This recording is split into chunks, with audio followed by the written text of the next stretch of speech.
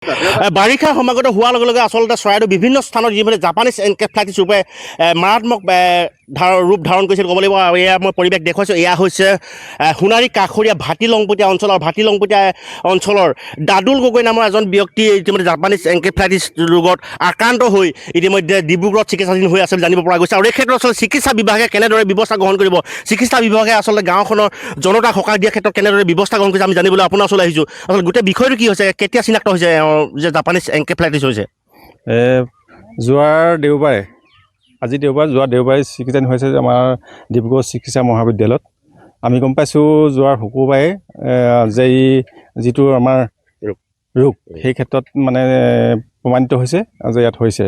কিন্তু আমি দেখিছোঁ যে ইয়াত চিকিৎসা বিভাগে যিখিনি কৰণীয় কাম কৰিবলগীয়া হৈছিলে, ইয়াত যি সজাগতা সভা সেই ক্ষেত্ৰত আমি দেখা পোৱা নাই।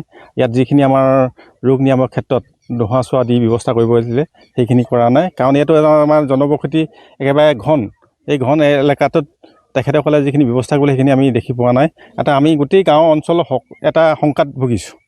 কাৰণ ইয়াত চিকিৎসা যিটো আমাৰ তেজৰ নমুনা, সেই নমুনাটো সংগ্ৰহ কৰাৰ ক্ষেত্ৰত আমাৰ চিকিৎসা বিভাগে ব্যৱস্থা লোৱা নাই।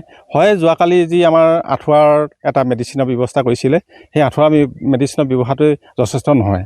কাৰণ এটা মাৰাত্মক ৰোগ। এই ক্ষেত্ৰত আমি গোটেই গাঁও অঞ্চল এতিয়া শংকাত ভুগিছোঁ। আৰু এখেত যি আমাৰ চিকিৎসা হৈ আছে দুদুল গগৈ 46 years, আৰু তেখেতৰ এটি সন্তান এইবছৰ তেওঁ মেট্ৰিক পাছ কৰিছে 2nd ডিভিজনত আৰু অকল পৰিবাৰ আছে। অতি দুখৰ বিষয়, আজি এসপ্তাহৰ ওপৰত গ'ল। আৰু এটা দুখৰ বিষয়, তেওঁ ICUত ভৰ্তি কৰা নাছিল। মই গম পাইছোঁ বহুত পিছতীয়াকৈ ICUত ভৰ্তি কৰাৰ ব্যৱস্থা কৰিছে। কি আহ্বান থাকিব আপুনি চিকিৎসা বিভাগলৈ, কি আহ্বান থাকিব? এইটো আহ্বান, যিহেতু চিকিৎসা এটা বহল এটা যিটো ব্যৱস্থা গোটেই আমাৰ অসম চৰকাৰৰ, সেই চৰকাৰৰ পিছত এতিয়া আমাৰ ৰজাপুখুৰীত এটা চিকিৎসা মহাবিদ্যালয় যিটো আমাৰ গঠন হৈ আছে, গঢ় লৈ উঠি আছে, সেই ক্ষেত্ৰত আমাৰ স্থানীয় যিসকল বিভাগীয় আমাৰ উপস্বাস্থ্য কেন্দ্ৰ আছে লমপতীয়া, সেইসকল চিকিৎসকসকল বা বিভাগীয় কৰ্তৃপক্ষসকল আমাৰ আহি যাৱতীয় যিখিনি ব্যৱস্থা কৰিব লাগিছিলে বা সজাগতা সভাৰ ব্যৱস্থা কৰিব লাগিছিল সেই ক্ষেত্ৰত কৰা আমি দেখা পোৱা নাই। আহিম কৈ আছে, অহা মঙলবাৰে আহিব। কিন্তু এই ব্যৱস্থাটো যিটো মহৰ যোগেদি হয়, মস্কিটোৰ যোগেদি, সেই ব্যৱস্থাটো যদি এতিয়াই নিৰাময় নকৰে, তেতিয়া অনাগত দিনত আৰু বিয়পি যোৱা আমাৰ এটা আশংকা থাকে। কি নাম আছিলে ৰোগীজনৰ নামটো? দুদুল গগৈ। হয়, এয়া আছিল তেওঁলোকৰ মন্তব্য। মই পুনৰবাৰ সামগ্ৰিক পৰিৱেশ দেখুৱাবলৈ অনুৰোধ জনাইছোঁ। এনেদৰে আচলতে এই বাসগৃহৰ যিগৰাকী গৃহস্থ দুদুল গগৈ ইতিমধ্যে জেইত আক্ৰান্ত হৈ ইতিমধ্যে ডিব্ৰুগড়ত চিকিৎসাধীন হৈ আছে। তাৰ পাছতো আচলতে বিভাগীয় কৰ্তৃপক্ষ কেনেদৰে ব্যৱস্থা গ্ৰহণ কৰিব, বিভাগীয় কৰ্তৃপক্ষই আচলতে সামান্যতম ব্যৱস্থা গ্ৰহণ নকৰা অভিযোগ উত্থাপিত হৈছে। মই স্থানীয় ব্যক্তি আপোনাৰ চলাইছোঁ অকণমান, যিহেতু দেখা গৈছে আচলতে ভালেকেইটা দিন উকলি গ'ল। তাৰ পাছত আচলতে চিকিৎসা বিভাগে ইয়াত যেনেদৰে ফগিং কৰিব লাগিছিল, যেনেদৰে DDT দিব লাগিছিল, যেনেদৰে সজাগতা সভা আয়োজন কৰিব লাগিছিল, তেনেদৰে ব্যৱস্থা গ্ৰহণ কৰা নাই। নিশ্চয় গোটেই বিষয়টো কি ক'ব? এইটো সজাগতা সভাটো কৰা নাই। সেইদিনা মই মানে মেডিকেল ডিপাৰ্টমেণ্টৰ কথা পাতিছিলোঁ, এজন আহিলে, তেখেতে কৈছে মই ফিল্ডত মানে ঘূৰোৱা বুলি কৈছে। তাৰপৰা তেখেতে ক'লে যে আমি আঁঠুৱা ধোৱা ব্যৱস্থাটোৱে কৰি দিম বুলি ক'লে।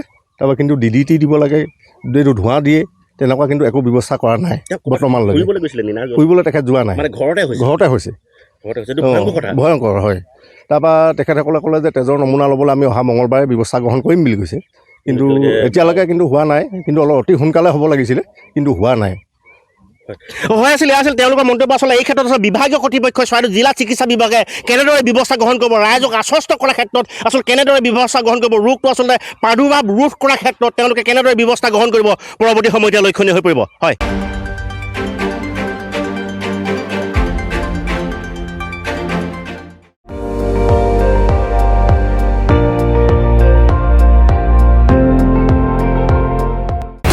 আপুনি চাই আছে ND24, সৰ্বশ্ৰেষ্ঠ নহয় সৰ্বোত্তমৰ দৌৰত।